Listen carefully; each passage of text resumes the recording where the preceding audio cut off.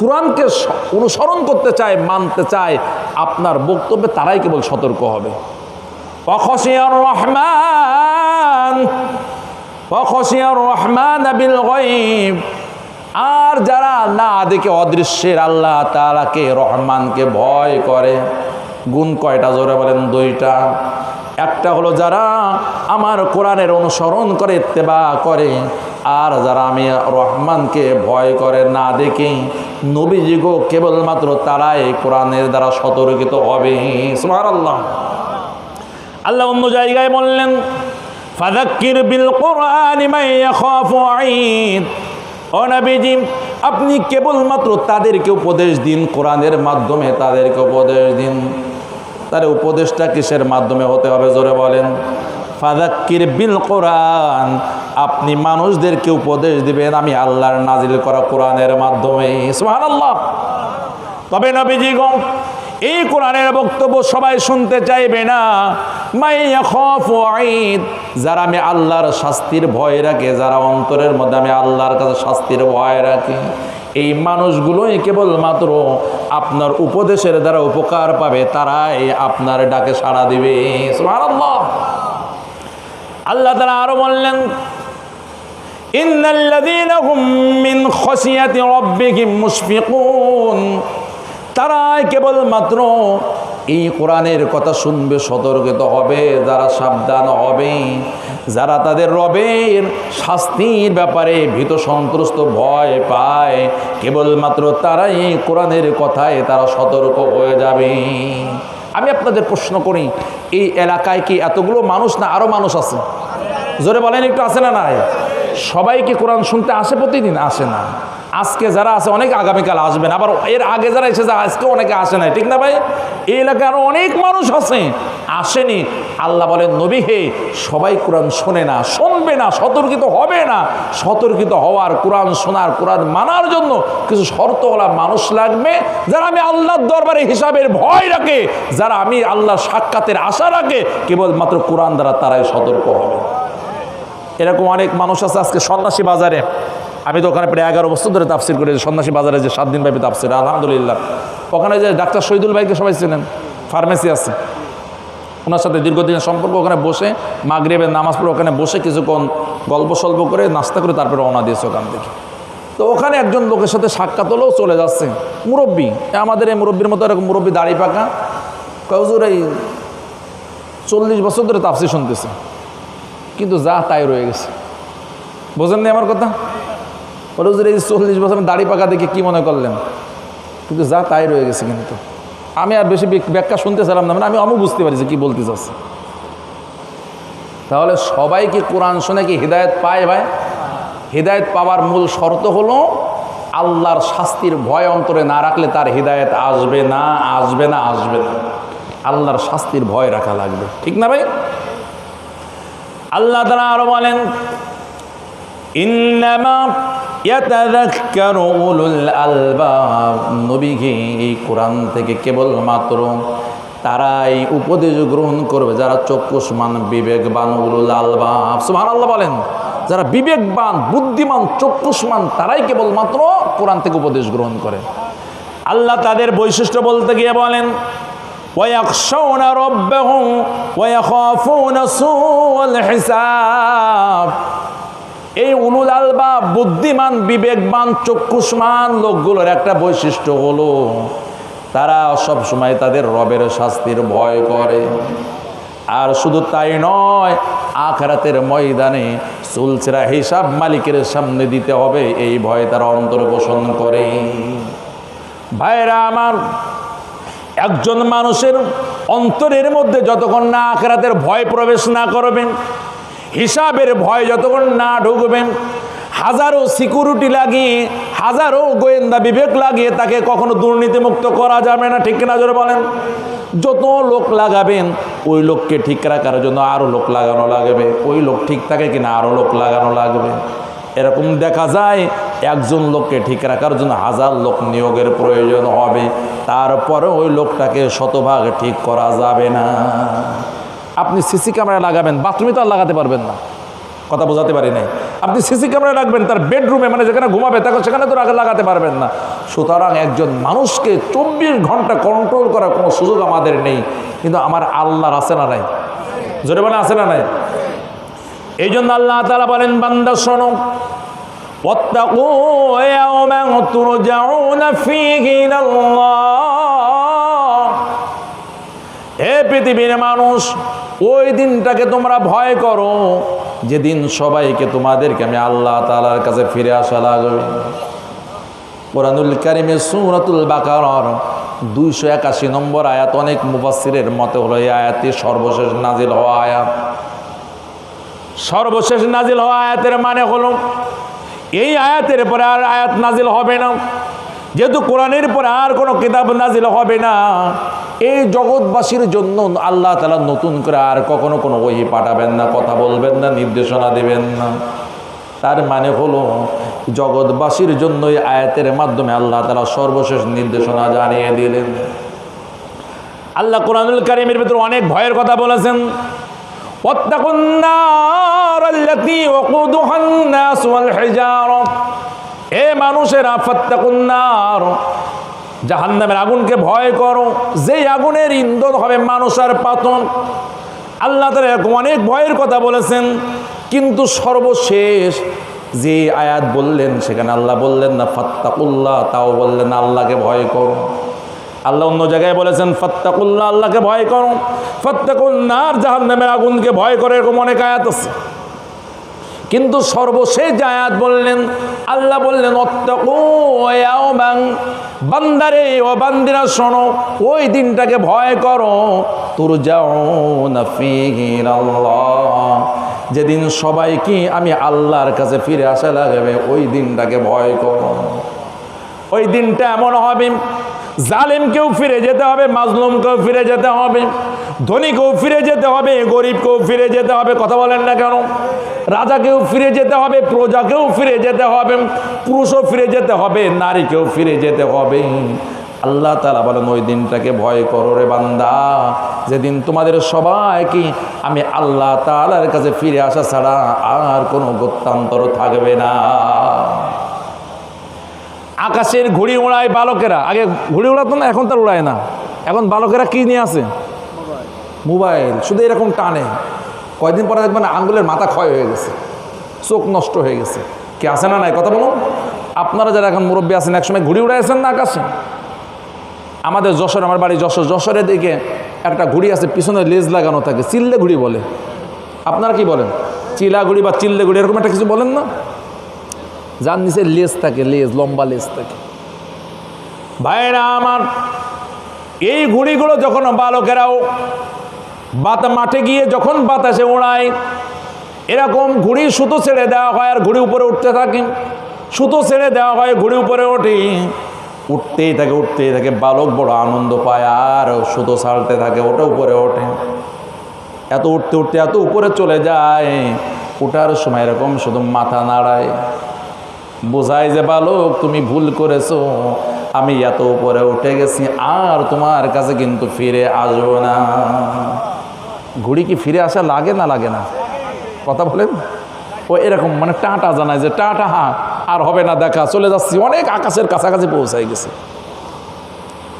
ঘুড়ি এটা বোঝাতে চাই বালক কি, কিন্তু বালক তো ভয় পায় না, মিসমিস করে হাসে। কারণ কি? বালক তখন বলে, ও ঘুড়ি শুনে নাও, তোমাকে আমি ঢিল দিয়েছি, সুতো ছেড়েছি, তবে জেনে রাখো এই সুতোর একটা শেষ সীমানা আছে না? এই শেষ সীমানায় যখন এসে যাবা, যতই মাথা নাড়াও আর সুতো ছাড়বো না, সুতো নাই ছাড়বো কি? সুতরাং যতই মাথা নাড়াও আর তুমি উপরে উঠতে পারবে না।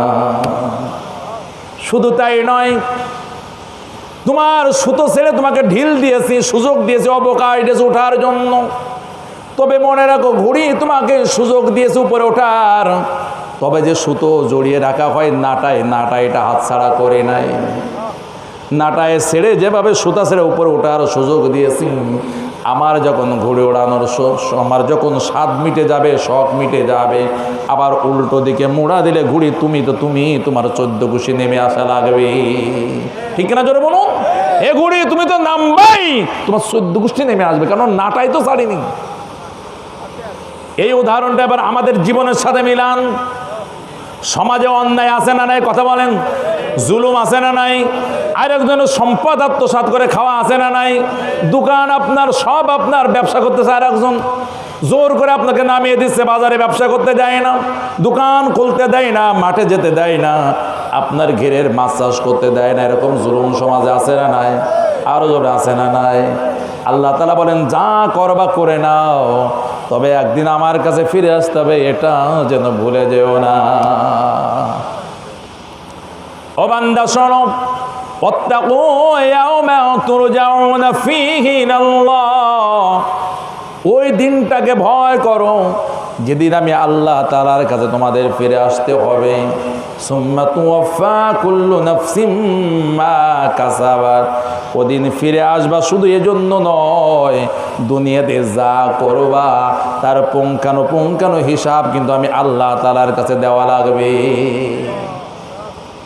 আল্লাহ তাআলা এরকম কিতাব তুলে দেবেন, আমলনামা, কিতাব মানে কি আমলনামা তুলে দেবেন, দিয়ে বলবেন বান্দা ইকরা কিতাবাকা, পড়ো তুমি তোমার আমলনামা পড়ো, কাফা বিনাফসিকা আলাইকাল হাসিবা, আজ এই আমলনামা পড়ো, কাফা বিনাফসিকা আলাইকা হাসিবা, আজকে হিসাব নেওয়ার জন্য আমার লাগবে না, আমার ফেরেশতাদের লাগবে না, তুমি তোমার আমলনামা পড়ে দেখো আর নিজেই বলো তোমাকে জান্নাতে দেওয়া দরকার না জাহান্নামে দেওয়া দরকার।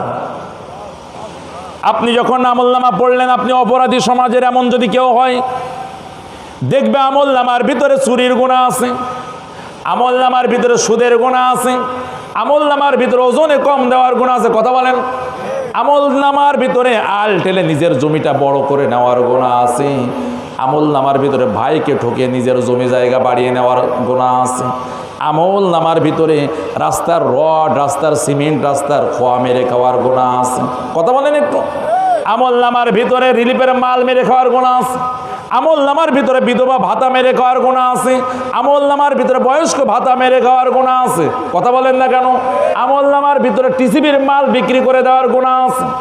আল্লাহ ইকরা কিতাবাকা, বান্দা পড়ো তোমার আমলনামা পড়ো, আজ তুমি বলো তোমার কোথায় দেওয়া দরকার, তোমার বিচারটা কেমন হওয়া দরকার। আমরা অনেকে চিন্তা করতে পারি আল্লাহ তখন বলে দেবো আমাদেরকে আল্লাহ জান্নাত দিয়ে দাও, আল্লাহ বলেন না, তা পাবা না। আল ইয়াউমা নাখতিমু আলা আফওয়াহিম, যাতে মুখ থেকে বাজে কথা বলতে না পারে জন্য আগে মুখকে সেলাই করে নেওয়া হবে। কথা কি বুঝাতে পেরেছি? মুখটা কি হয়ে যাবে? বন্ধ হয়ে যাবে। হাত আমাদের কর্মের সাক্ষ্য দিবেন, পা আমাদের কর্মের সাক্ষ্য দিবেন, হামিম সাজদার ভিতরে আল্লাহ বলেন চামড়া পর্যন্ত কথা বলবে আল্লাহর সাথে, কান কথা বলবে, চোখ কথা বলবেন, আমাদের অঙ্গ প্রত্যঙ্গগুলো কথা বলবে। রাতের আধারে চুরি করেছেন কেউ জানে না, এটা আল্লাহ জানেন, কে জানেন না। মিথ্যা ভাওসার বানিয়ে লক্ষ লক্ষ কোটি কোটি টাকা আত্মসাৎ করা হয়েছে, পৃথিবীর কেউ ধরতে পারেনি, আমার আল্লাহর কাছে হিসাব আছে না নাই। আহসাইনাও কিতাবা, এর অর্থ আল্লাহ বলে আমি গুনে গুনে রেখে রেখেছি। কি করেছি? গুনে গুনে লিখে রেখেছি। বান্দা তুমি কখন কোন তারিখে কয়টার সময় কি করেছো সব গুনে গুনে লিখে রেখেছি, সব ফায়ুনাব্বিকুম বিমা কুনতুম তা'মালুন, তুমি দুনিয়াতে থাকা অবস্থায় কি করেছো সব আমি আল্লাহ বলে দেবো একটা একটা করে। এই ভয় যাদের অন্তরে থাকবে তারা কি অন্যায় থেকে দূরে থাকবে কি থাকবে না? কথা বলুন। এই ভয় যদি অন্তরে না থাকে, কোনো গোয়েন্দা বাহিনীর দ্বারা মানুষকে সৎ বানানো যাবে না। কথা বলেন। এই যে বিনা টিকিটে যাত্রীরা ভ্রমণ করে কিনা, এই জন্য ওই দূরপাল্লার বাসগুলো ঢাকা থেকে শরণখোলা, ঢাকা থেকে মোড়লগঞ্জ আসে, এইগুলো চেক করার জন্য আবার রোডে রোডে চেকার থাকে, থাকে না? দেখা যায় টিকিট 15টা, যাত্রী 35টা, ব্যাপার কি? তা বাকি 20 জনের টিকিট কই?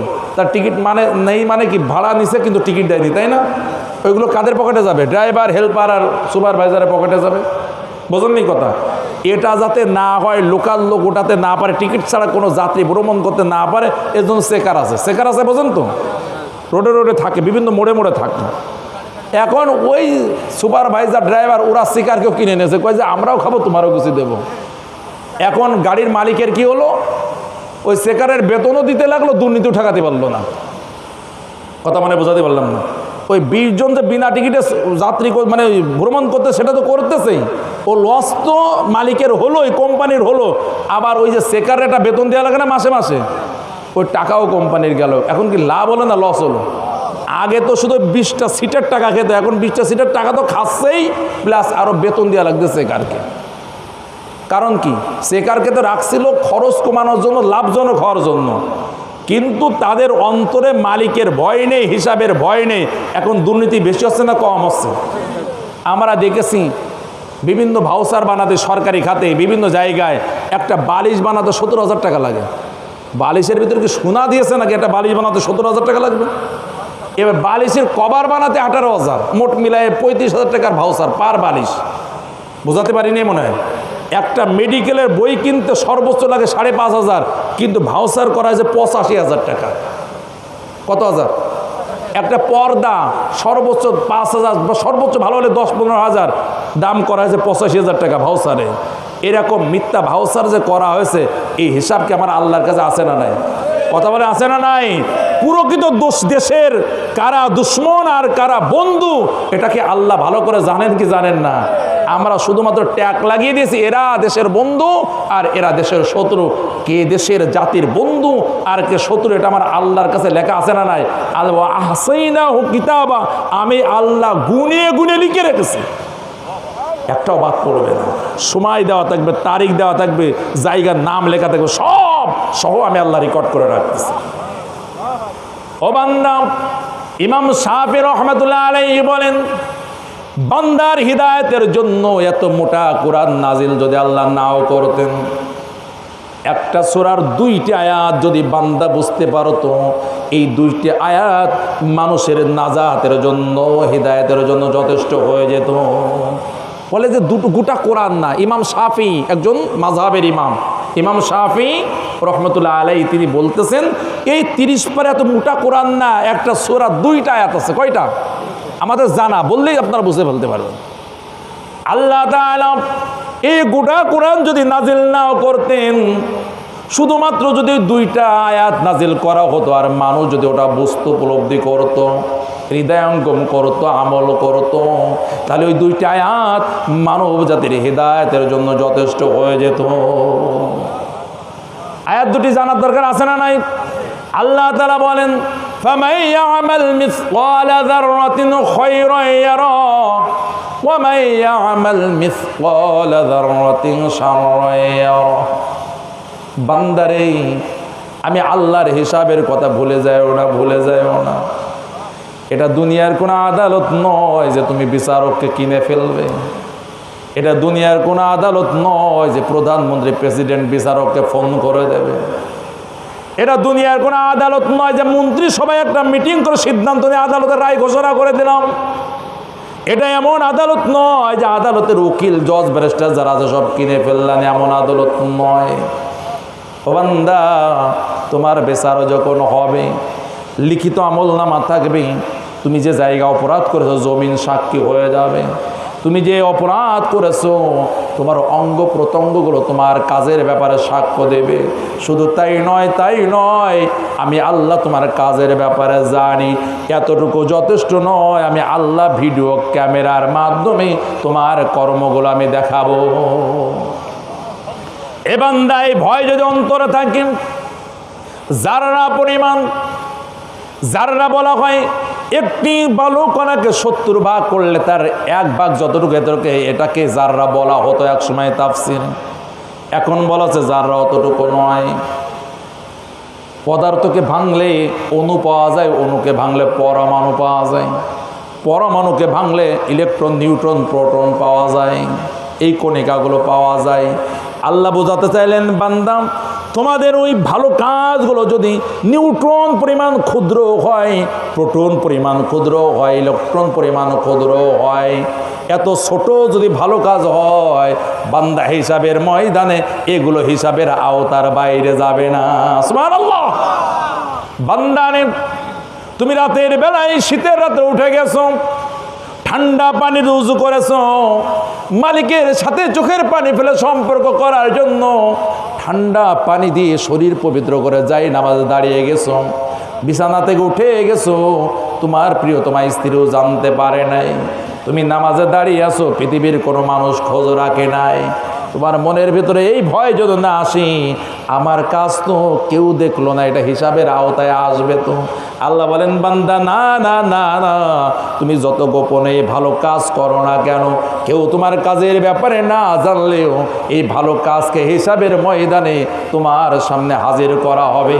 সুবহানাল্লাহ। ও বান্দা, কিভাবে তুমি সামান্য থেকে সামান্য, ক্ষুদ্র থেকে অতি ক্ষুদ্র, আমরা অনেক সময় তাচ্ছিল্যের হাসি তামাশার খাতিরে অনেক সময় মিথ্যা ইয়ারকি মেরেও মিথ্যা কথা বলে ফেলে, আছে না নাই? ইয়ারকি করেও বাজে কথা মুখ দিয়ে বলে ফেলি, গালিগালাজ করে ফেলি, বাজে কথা বলেন, আছে না নাই? আল্লাহ বলেন, যদি তোমার অপরাধটা এত ক্ষুদ্র হয় যেটা তোমার হিসাবের বাইরে, এত ক্ষুদ্রও যদি হয় বান্দা, এটা তুমি নিশ্চিন্ত হয়ে যেও না যে আল্লাহ তাআলা মনে হয় হিসাবের ময়দানে ওগুলো হাজির করবেন না। না না বান্দা, শুনে নাও, তোমার ওই অপকর্ম, খারাপ কাজ, তোমার ওই অসৎ কর্ম যদি এই নিউট্রন, ইলেকট্রন প্রমাণ হয়, প্রোটন পরিমাণ হয়, বা তার চেয়েও ক্ষুদ্র হয়, ও বান্দা, হিসাবের ময়দানে তুমি যদি তওবা করে মাপ না চেয়ে চলে যাও, হিসাবের ময়দানে ওটাও তোমার সামনে হাজির করা হবে। এই ভয়টুকু যদি আমাদের অন্তরে চলে যায়, তাহলে মিথ্যা কথা বলতে গেলে হৃদয় কাঁপবে কি কাঁপবে না? কথা বলুন। আদালতে দাঁড়িয়ে শত শত মানুষের ভিতরে একজনকে অপবাদ দিয়ে তার বিরুদ্ধে মিথ্যা সাক্ষ্য দিতে গেলে হৃদয় কাঁপবে কি কাঁপবে না? তোমাদের অন্তরে এই ভয় নেই, আল্লাহর সামনে সাক্ষাৎ করতে হবে, চুলচেরা হিসাবের সম্মুখীন হতে হবে, এই ভয় নেই বলেই মানুষের উপরে এত জুলুম তারা করতে পারতেছে। কথা বলুন ঠিক কিনা? তারা জগদ্দল পাথরের মতো বসে আছে কেন?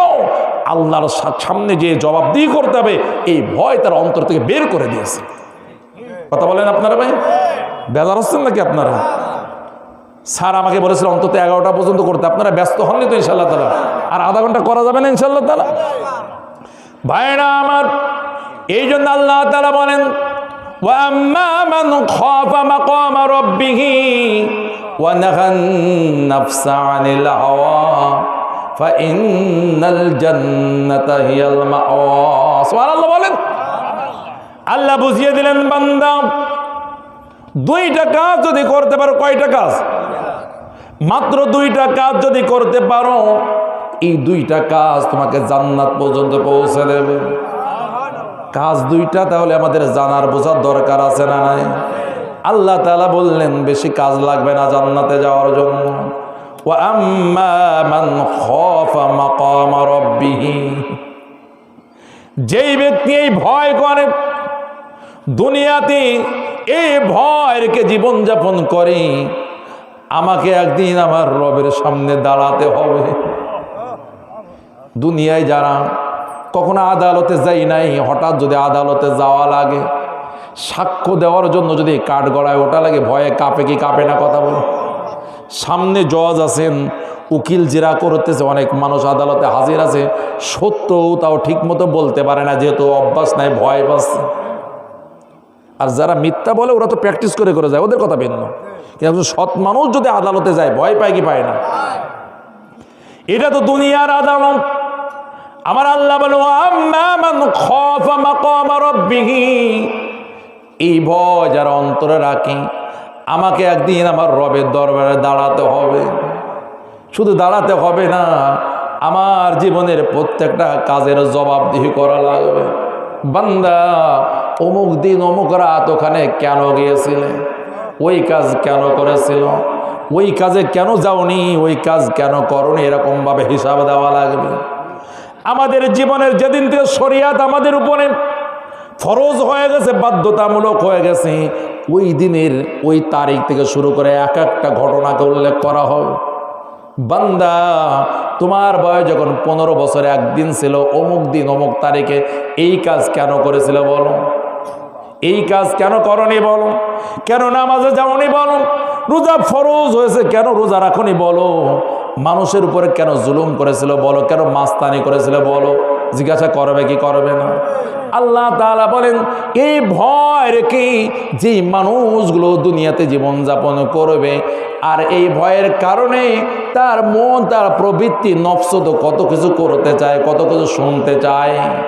ওয়ানাহান নাফসা আনিল হাওয়া, এই প্রবৃত্তি থেকেই সে নিজেকে বিরত রাখবে, হেফাজত করবে। আল্লাহ তাআলা বলেন দুইটা কাজ, একটা হলো আল্লাহর হিসাবের ভয়, আর একটা হলো আল্লাহর হিসাবের ভয়ে নিজেকে নিয়ন্ত্রণ করা। আজকে মাহফিল আসার সময় কালিকা বাড়ি চেনেন কিনা আপনারা? নদীর ওই পারে সোলমবাড়ি আর আগের বাজার কালিকা।